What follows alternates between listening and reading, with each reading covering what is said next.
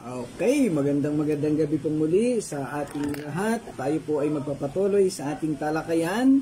Tayo po uli ay nandito sa ating daily live devotion, buhat dito sa Touching Lives Christian Church, at atin po ipagpapatuloy ang ating pag-aaral sa Isaiah chapter 26.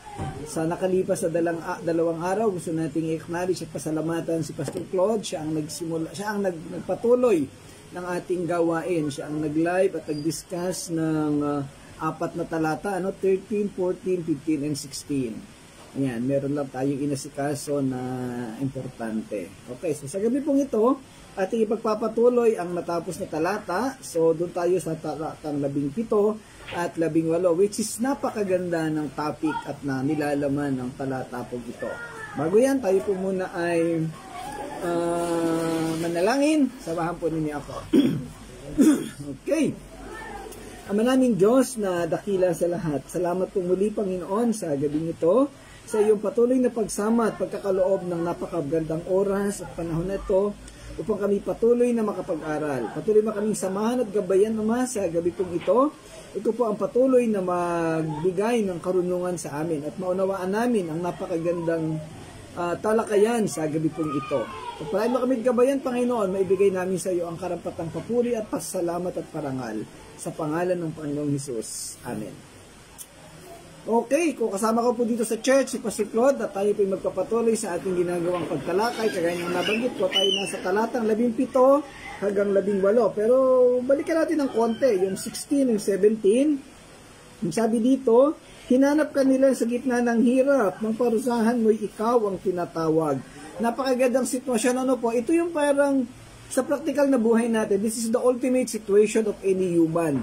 Na sa haba ng buhay natin, sa haba ng mga sitwasyon at panahon, hindi natin halos tinatawag ang Panginoon. Kinakalimutan natin siya, binabaliwala. Pero yung mga sitwasyon na parang nasa dulo ka na, nasa boundary ka na, bigla mong maiisip, Lord, tulungan mo naman po ako. Sabi ng mga kaibigan kong pastor noon, habang naglalakad daw sa kalye, walang pakialam, walang hindi iniisip ang Diyos. Pero pag bigla may lumabas na aso at hinabol ng aso, ang lalabas, Diyos ko, Diyos ko. So, di ba, the ultimate situation, nakakatuwang kwento lang yon. Pero, alam mo yung makikita mo yung ultimate na sitwasyon ng buhay ng tao.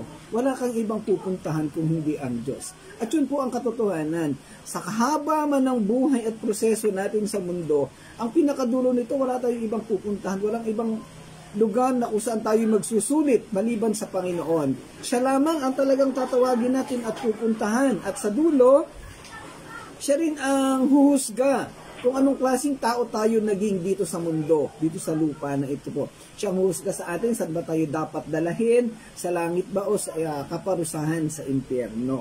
At yun ang binabanggit dito ng talatang 16.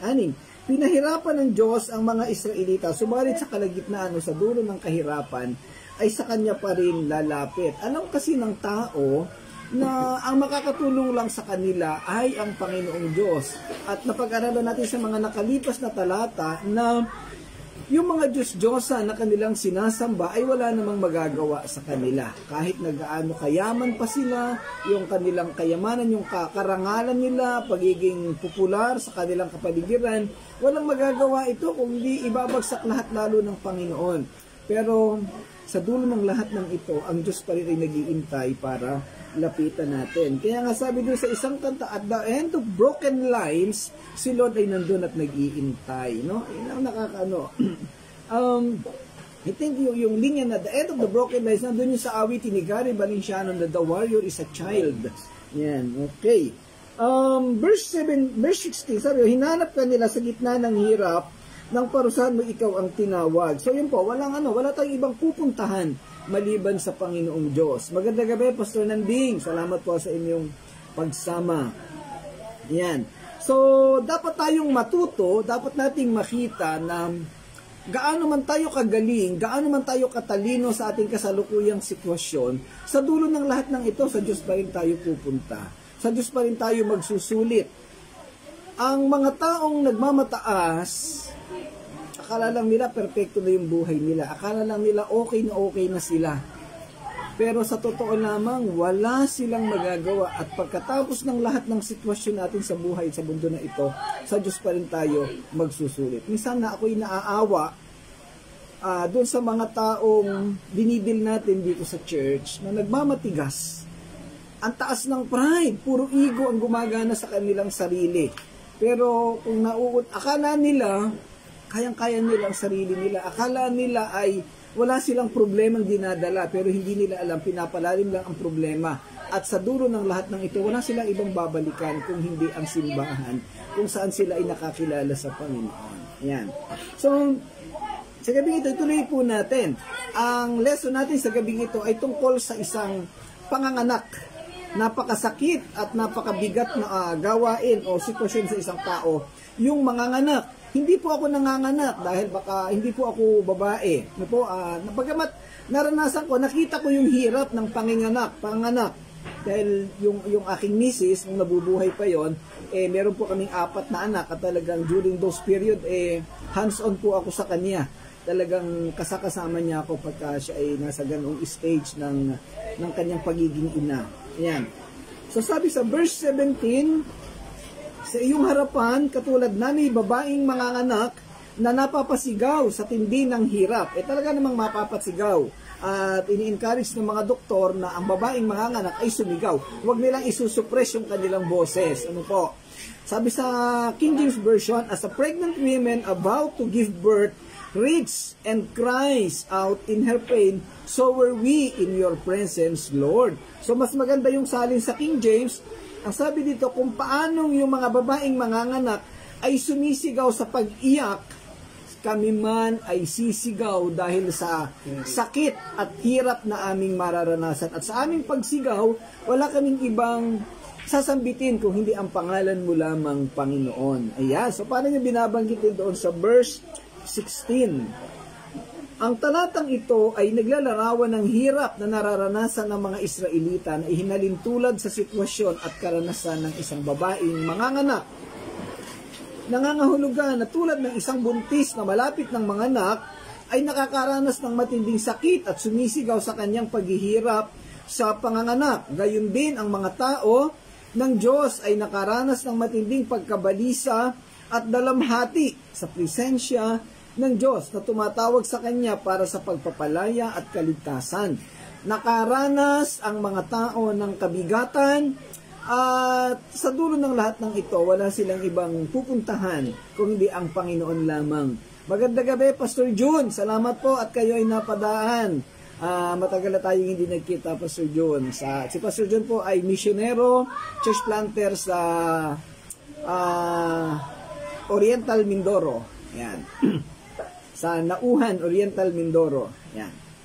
At syempre, Sister Jane, salamat ulit sa pagsama sa atin.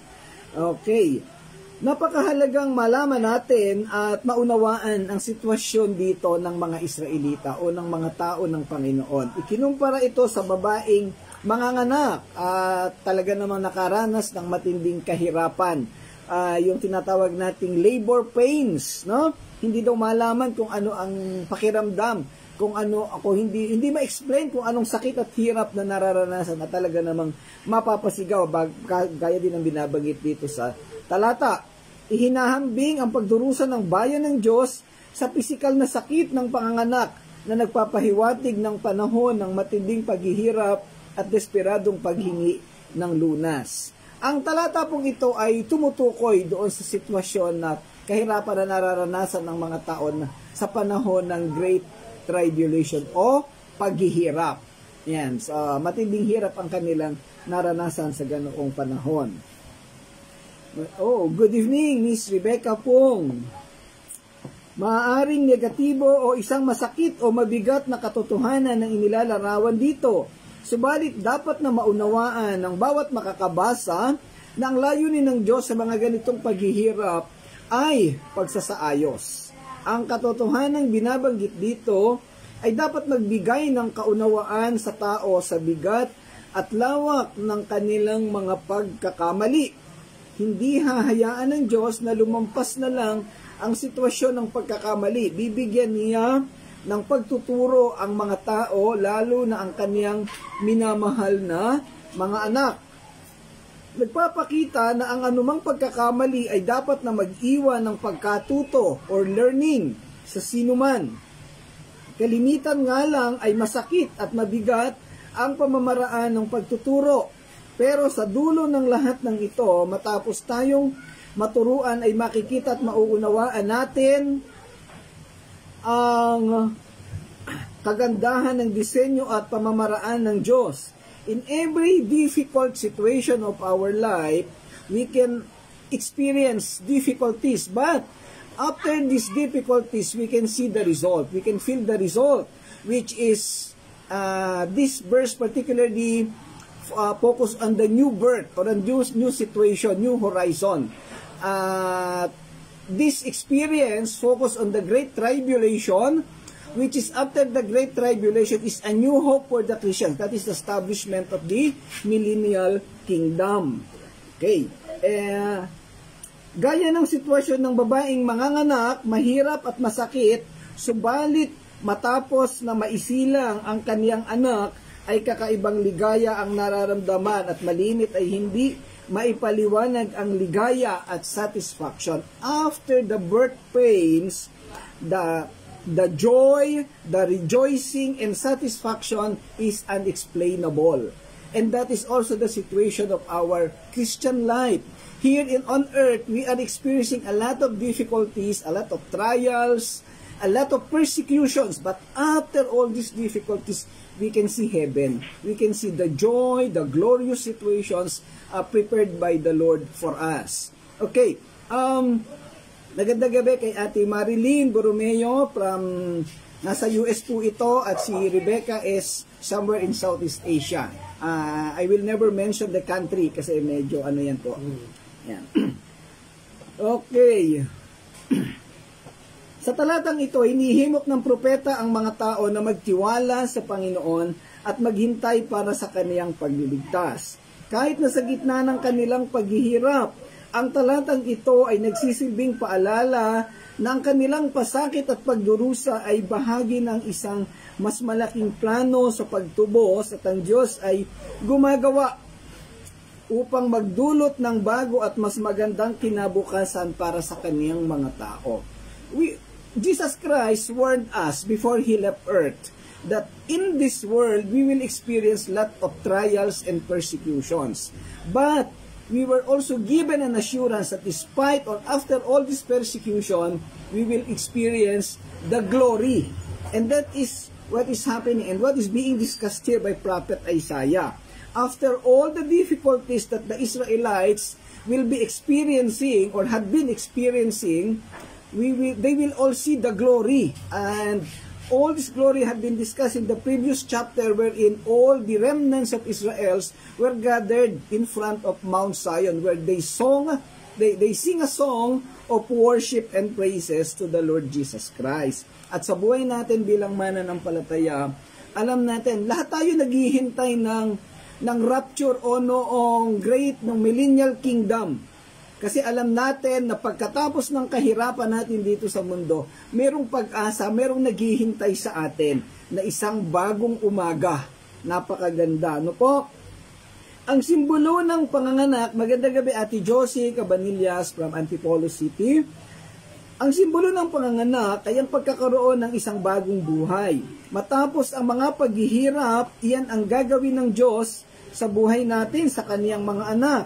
Tayo'y nagkakasala, nakakagawa ng mga mali at mga bagay na nagpaparumi sa atin at naglalayo sa Diyos. Dahil dito, ipaparanas sa atin ng Panginoon ang mga pagtuturo na minsan ay mabigat at mahirap. Subalit pagkatapos noon ay isang bagong buhay na may dalang bagong pag-asa. Ang dapat lang na ay magkaroon tayo ng bukas na puso at isip sa panahon ng pagtuturo, upang hindi mabaliwala ang sistema at layunin ng Diyos sa ating mga buhay. Ang tunay na anak ng Diyos o ang tunay na mananampalataya ay nagbubukas ng isip at puso. Isinasara ang mga maling katuwiran at pananaw. Ibinibigay sa Diyos ang lahat ng mabibigat at hindi itinatago sa puso. The experience of a mother preparing for a pain is used here as an illustration, as a comparison. Why? Because during the labor situation, the mother experiences a lot of difficulties, a lot of pain. But after the birth of the new child, there is a new hope because a new child was born. And that new child represents new life, new and glorious life. And that is the same situation for us Christians. After our sufferings here on earth, we will be facing new, heavenly, glorious situation in the presence of our Lord Jesus Christ. Yan. Ano ang sitwasyon na mararanasan natin sa kapanahunan ngayon? Ang comparison dito sa birth pain ay pwede nating ilapat sa sitwasyon natin sa mga simbahan. Mga kapatid, kayo dyan, ano ang sitwasyon ninyo sa church? Kung pabayagan ko kayong magkwento, siguro ang dami rin ninyong mabibigay na kwento. Si Ate Josie, pwede siyang magkwento sa sitwasyon sa Yasim, sa Antipolo. Si Irene, kasama natin dito sa Touching Lives. Si Ate Malin, doon sa kanyang involvement sa kanyang gawain dyan sa US. And of course, Rebecca could share a lot of things on his experiences. Magandang gabi, Sister Jo, asawa ni Pastor Ian. Okay. Dito, mismo sa amin, sa Touching Lives, we are on a very difficult situation. Nakakaranas kami ng mga persecutions, trials, may mga taong umaalis at talaga namang hindi maintindihan kung ano ang sitwasyon. But all of us here are looking for a better future. Alam namin, nakikita namin na pinapakita ng Panginoon na pagkatapos ng trials na ito, merong magandang mangyayari. Both for me as a pastor, sa church, sa pangkalahatan, at dun sa mga taong nakakaranas ng kabigatan. Ang tawag nga po namin dyan ay chiseling. O sa ibang term, ang tawag ay remodeling o kaya ay pruning, sanctification process. Chiseling, tinatanggal ng Panginoon ang lahat ng mabibigat na bagay, mga pangit sa buhay at pag-uugali bilang mananampalataya. Kasi pinupurify tayo ng Panginoon. At pagkatapos ng purification process na yan, mararanasan natin yung pinakamaayos, pinakamainam na sitwasyon sa buhay ng mga mananampalataya. At dyan, darating yung tinatawag at iniintay natin growth in a church. At growth sa ating buhay bilang mga mananampalataya. Ayan. Okay. Nawa ang lahat sa atin ay magkaroon ng bukas na puso at pangunawa sa mga panahon ng pagtatama ng Diyos. Sometimes, yan po yung problema nating mga tao, yung mga Kristiyano. Pagka nakaranas na tayo ng problema at kabigatan sa church, akala natin ay katapusan na ng mundo. In the same way sa sekular na buhay, akala natin ay pinaparusahan na tayo ng Diyos, pero hindi natin alam na merong layunin ng Diyos sa mga mabibigat na sitwasyon na ating nararanasan. Beyond or after all these difficulties, there is always a new beginning. There is always a new sunrise. Kagaya nung nangyari doon sa panahon ni Noah, ilang araw na umulan, bumaha, lumubog ang mundo. Pero pagkatapos ng panahon na yon, ay sumikat uli ang araw at muling nabuhay, nagsimula ang panibagong mundo. At ganun din ang ating yung ating tinitingnan dito sa mga propesiya ni Prophet Isaiah. After the tribulation, there will be a new beginning, which is the millennial kingdom. At doon natin mararanasan yung isang napakaganda, napakamapayapang buhay dahil kasama natin mismo doon ang Panginoong Hesus na siyang mangunguna sa atin. So, ano po ang nais ituro sa atin ng mga talatang ito? Let us cling to the Lord. Mangunyapit tayo, humawak, manatiling nakakapit ng mahigpit, hindi matitinag. Unmovable, sabi sa 2 Corinthians 1 Corinthians 15:58, no? Let us be steadfast, unmovable, kasi hindi masasayang ang ating pinagpapagalan. Yan. Manatili tayong kumapit sa Panginoon at magpatuloy tayong naglilingkod sa Kanya sa kabila at sa katotohanan ng napakabigat na sitwasyon. Ayan po. Ayan. So nawa ang lahat sa atin ay manatiling matatag sa mga ganitong sitwasyon. Magandang gabi, Vince. Oh, nandiyan si ate. Magandang gabi, Ate Paz, Ate Marie. Okay. Luto tayo sa verse 18. Matinding hirap ang aming dinanas, ngunit ito'y nawalan ng kabuluhan. Wala kaming napagtagumpayang labanan, at wala kaming anak na magmamana ng lupait. Well, this is a very negative result, or very negative situation. Sabi doon sa English, sa King James Version, we were with child, we reasoned in labor, but we gave birth to wind. We gave birth to wind. We have not brought salvation to the earth, and the people of the world have not come to life. So this is a very frustrating situation for us here on earth. Halimbawa, isang church.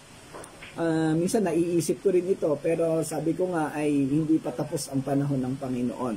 Kasi ginawa na natin lahat sa church, lahat ng proseso, nagturo, nag-discipleship tayo, nag-evangelize, nagbagi. Pero at the end, parang yung mga tao ay umaalis, nawawala. Pero alam niyo po, nandyan si Sister Jo, very familiar sa sitwasyon ni Pastor Ian. Pagka itong nararanasan namin sa Touching Lives, nagiging inspirasyon ko yung karanasan ni Pastor Ian, ni Pastor Dennis. Kahapon ng isang araw, kausap ko si Pastor James. Kasi sila ay mas nauna sa akin na nagsimula ng mga churches. At naranasan nila yung kabigatan, naranasan nila yung mga problema na halos walang natitira sa kanilang mga simbahan. Pero beyond or after those difficulties, may ibinibigay, may dumarating, may ipinapadala ang Panginoon. At ngayon, ang mga simbahan ng mga kapatid na ito ay na pinapangunahan ay malalago. Sabi ko, this would be the exact situation that is happening here in Touching Lives Christian Church. Kung ano yung naranasan ng mga naunang lingkod ng Panginoon, yan din ang nararanasan namin. At pagkatapos ng lahat ng ito, there will be a new hope. Kumbaga, kagaya ng sitwasyon ng babaeng nanganak, mayroong bagong buhay, may bagong pag-asa na kanilang naranasan. Pero dito sa verse 18, makita natin dito, despite of all the difficulties, despite of all the learnings, paano walang natuto? No? Tingnan natin kung anong binabanggit sa talatang ito. Ito'y nagpapakita ng hindi magandang resulta ng pagtatama ng Diyos sa tao. Sa halip na sumunod ang tao at ayusin ang buhay, ay lalo itong nagmatigas at lumaban sa pagtatama ng Diyos. Sa huli ay nawalan ng silbi ang mga proseso sa buhay niya. Magandang gabi, Mami Oshi. Salamat sa pagsama at syempre kay Gertrudes Lasa. Ang salitang nawalan ng kabuluhan ay tumutukoy sa naging kapabayaan ng tao sa ginawang pagtatama at pagsasaayos ng Diyos. Sa halip na sumuko ay lalong humawak sa pagmamataas at pride. Sa halip na baguhin ang buhay at pananaw, nananatili sa kataasan at pagmamalaki. Kaya hinayaan na ng Diyos na tuluyang mapahamak. Minsan naiisip mo dito, ano ba ang unang tanong na papasok sa atin dito? Which is, si Pastor Claude, tinatanong niya ito, Pastor, totoo ba naging Kristiyano ang mga taong yan? Well, ang hirap namang husgahan, ang hirap sagutin. Si Lord na lang ang nakakaalam. Kasi, yung sitwasyon ng Touching Lives, medyo mabigat po yan. Hindi ko nababanggitin ng kumpletong detalye. Pero si Pastor Claude, yung pastor namin, siya yung nag-live nung nakaraang 2 araw, nabibigatan siya, sigurado ako. Kasi, nagsisimula pa lang magpastor, pero naranasan niya itong mga sitwasyon na ito sa mga tao. At medyo mabigat. Pero sabi ko nga, kung tinitrain, palalo ako bilang pastor, tinitrain yung mga tao na lumago, tinitrain si Pastor Claude para maranasan niya ang mga mabibigat na to. Kasi later on, pag siya na yung totaling nanguna sa church, ready na siya sa ganitong sitwasyon. Pero yun po, itong sitwasyon na binabanggit sa talatang 18, nagpaunawa na ang Panginoon, kinausap na yung mga tao, pero still nananatili ang pride. Alam niyo po, ito ay eksaktong nararanasan at ginagawa po sa biyaya ng Panginoon. Siyempre, nagchat-chat ka, kinakausap mo, binibisita mo sa bahay, lahat na ginawa mo. Sabi ko nga, kulang na lang lumuhod sa harapan ng mga tao para lamang sila ay iayusin ang kanilang buhay, manumbalik sa Panginoon. Pero alam niyo po ang resulta, parang ang tataas pa rin ang titigas pa rin ng ulo. Sabi ko nga kay Pastor Claude, sabi ko doon sa isang kausap ko kanina, parang nasa dulo na ako Wala na akong alam ko na pwede ko pang gawin. Alangan namang igapos ko sila at daling ko dito sa church. Alangan namang latiguhin ko sila o tutukan ng barel para lamang pumunta sa church. Hindi man po pwede yung ganon. Kaya, pinapaubayan na lang natin sa Panginoon kung anong sitwasyon. And I'm sure, hindi lang po ako nakakaranas niyan. Marami pang pastor na pwedeng nakikinig dito o sa ibang lugar pa na nakakaranas ng mga ganyan. Yung isang mentor ko, isang kaibigan nating pastor doon somewhere in Los Baños, Laguna, totally, siniraan siya ng mga miyembro, tapos totally nawala ang church. Ngayon, nagsisimula siya ng panibagong gawain. Alam niyo po, yung kaibigan kong pastor na yun ay ilang beses nang inatake sa puso at medyo may kaidara na siya. Pero still, tuloy-tuloy pa rin siya kasi alam niya na tinawag siya ng Panginoon sa paglilingkod. Sabi ko, hindi pa naman ako totally inaatake sa puso. Bagamat may problema rin yung puso, tuloy pa rin ang gawain at paglilingkod sa Panginoon. At bahala si Lord kung paano niya aayusin yung ating mga gawain. Ang sitwasyong ito ay maaaring naglalarawan pa ng eksaktong sitwasyon ng mga Israelita na tunay na napahamak dahil sa katigasan ng ulo at paghawak sa pagre-rebelde sa Diyos. Well, pinag-uusapan natin nung nakakaraan, remnants of Israel, hindi naman lahat ay naligtas. Meron pa rin naiwan. Pero may itinira ang Diyos. Kaya lang, yun nga, yung mga talagang nagrebelde, hindi sumunod, napahamak. Pinarusahan ng Diyos kasi nga dahil lang sa kanilang katigasan ng ulo. Ang reflection nito sa ating buhay ay ang mga pagtingin sa mabubuting resulta ng pag-aayos ng Diyos. Kung tayo'y nakakaranas ng mabibigat na sitwasyon na parang tayo'y namumroblema sa mga karanasan natin, tingnan natin na baka may itinuturo ang Panginoon sa atin. Baka meron tayong mga maling bagay na ginagawa o mga maling attitude. For example, yung ating pride, yung ating ego, baka masyado tayong nagmamataas. At ang gusto ng Diyos ay isuko natin, ibaba natin lahat yan. Ang sabi, empty yourself upon the Lord. Alisin mo anuman yung daladala mong mabibigat. Alam mo yung mga bagay na makahahad lang sa'yo sa paglilingkod sa Panginoon. Tanggalin mo yan lahat. Empty yourself. At pagka na-empty mo na yung sarili mo, saka ka humarap uli sa Panginoon. At sigurado na magtuturo ang Panginoon. Kasi, ang prinsipyo po niyan, maraming laman ng puso mo, maraming laman ng isip mo, papaanong makakapaglagay ang Panginoon ng isang bagay na wala ng space Naalala ko tuloy tinuro ng teacher ko noon sa biology, sa science, the principle of impenetrability. Ang sabi doon, no two objects can occupy the same space at the same time. Walang dalawang bagay na pwedeng maka-occupy ng isang lugar sa parehong pagkakataon. Kailangan alisin mo yung isa para makababa o makapasok yung isa. Parang yung joke na paano mo mailalagay yung ilipante doon sa rep? Tanggalin mo muna kung anong nakalagay sa rep at para mailagay mo yung ilipante. So yung puso natin, baka may lamang ilipante. Tanggalin muna natin yung ilipante para mailagay natin yung mga maliliit na hayop o maliliit na bagay. Empty yourself.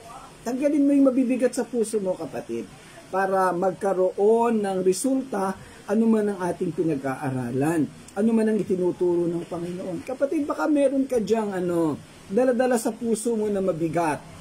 Huwag mong hayaang lumubog ka sa daladala mo na yan. Tanggalin mo yan at para makapasok, makapagturo ang Panginoon ng mga bagong kaalaman sa iyong buhay.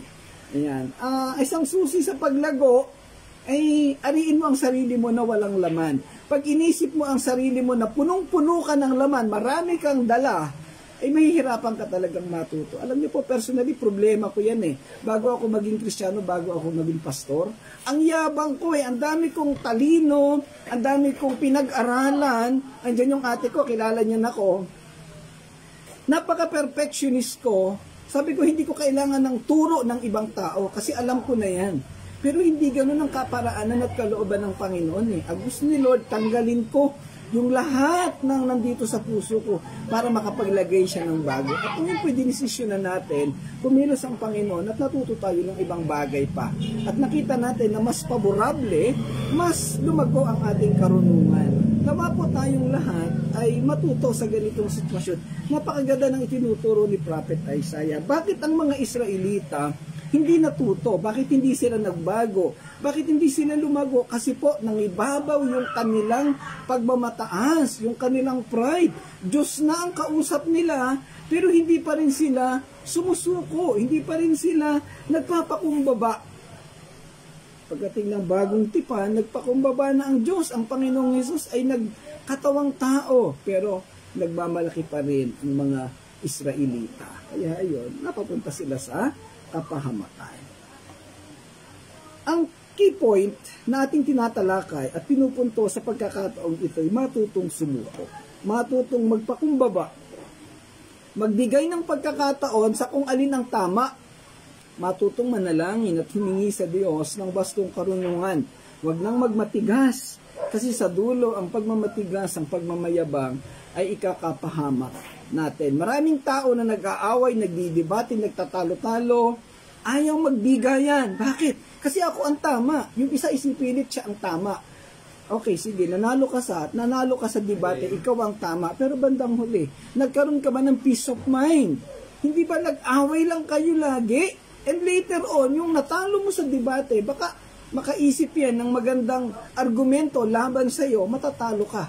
Eh di ikaw naman ng bigo. Eh bakit hindi natin subukan na kalimutan yung ating mga katwiran na alam nating nagpapabigat sa ating damdamin at sumuko, makipag-ayos, magpakumbaba. At the end of everything, there will be peace, there will be joy, and we will experience the glorious blessing of the Lord. Kalimitan ang problema ng mga tao, pride, ego. Pag tinamaan ng ego, naku po, magwawala na parang liyong umaalma sa galit. Ayan, kaya talaga namang hindi natin maintindihan. So, mga kapatid, hindi po yan ang tinuturo ng Diyos. Tayo ay nilikha ng Panginoon na wala tayong baon. Sabi nga ni Job, siya'y nagsimula sa alabok, babalik siya sa alabok. Ano po? Nagsimula siya na walang bit-bit, wala siyang damit. Aalis siya sa mundo na wala rin siyang dala. Yun po naman ang totoo. Hindi natin pwedeng ipagmalaki sa Diyos na ako'y magandang lalaki, maganda ang suot kong damit, matalino ako. Pero alam niyo po, pag alis natin dito sa mundo, yung talino natin, yung ganda ng damit natin, yung yaman natin, hindi naman natin madadala. Kahit nga yung lamang loob natin sa katawan, pag namatay na tayo, tatanggalin yan pag inimbalsa mo tayo. And after a while, pag nilubog na sa lupa, mabubulok lahat yan. Kakainin ng uod. Pwede natin ipagmalaki kasi hanggang dyan lang yan habang tayo nabubuhay lang. Pag masyado natin pinanghawakan kung anong mayroon tayo, kagaya ng ginawa ng mga Israelita, kaya sila ay walang naiuwing kagandahan sa buhay nila. Dahil masyado silang nagbayabang at nagmataas. Akala nila maitataas nila ang sarili nila sa harapan ng Diyos. Pero lahat sila ay naging bigo. Nabigo po ang lahat dahil sa kanilang kayabangan. Magandang gabi, Ate Pearly. Habol ka sa gawain natin.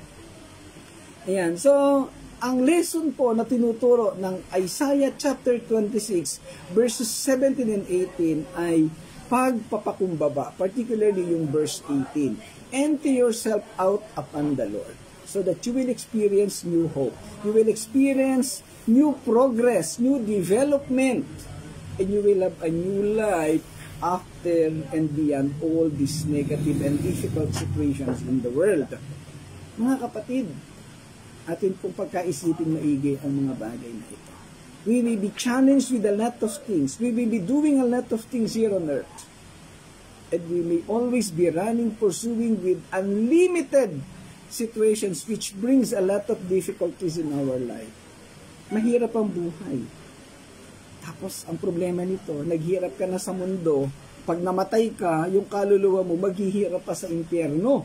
Eh, wag natin pahirapan ang buhay natin.